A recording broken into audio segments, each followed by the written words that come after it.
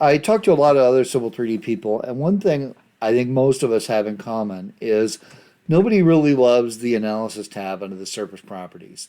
We have a lot of power exposed here. We can look at data on our elevations and create colors for each elevation. I can do this with slope arrows, slopes, etc., etc., etc. But it's difficult to access. There's no way to easily enforce a company standard, and you can't share this between one drawing and another, or even one surface and another.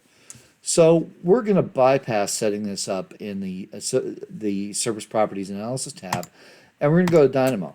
So I'm going to type in Dynamo at the command prompt, give this a little bit to load. Okay, so I've loaded my Dynamo script, and the first thing we want to do is make sure that this matches your tin volume surface name here. Most people I know call this tin volume, probably through lack of imagination. I'm not sure. But then we can go ahead and run this. And let me go ahead, and you can see my table is updated over here. I'm going to ignore that for now.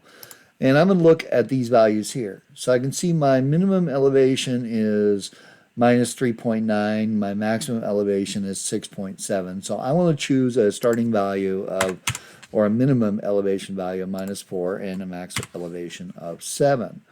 I'm going to set my range steps in feet to 1. And when you set up the range steps, you want to make sure that when you add the minimum plus the range step, eventually that will get to 0 because it changes the color scheme there.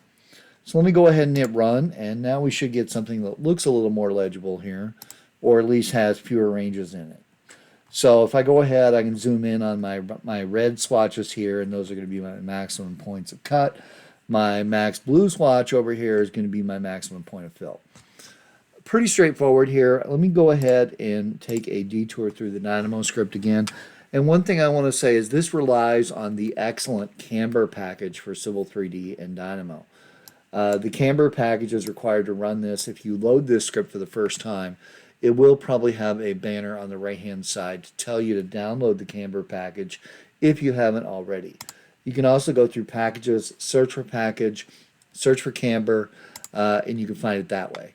A little bit more behind the scenes here, this one. I'm not going to get into what all this gobbledygook is doing, but if you want to change the color palette to match your company standards or use different company standards, basically this is going to be max cut, this is going to be min cut, min fill, max fill. So you can go ahead and change the whole range of colors just by editing those 4 color palettes there.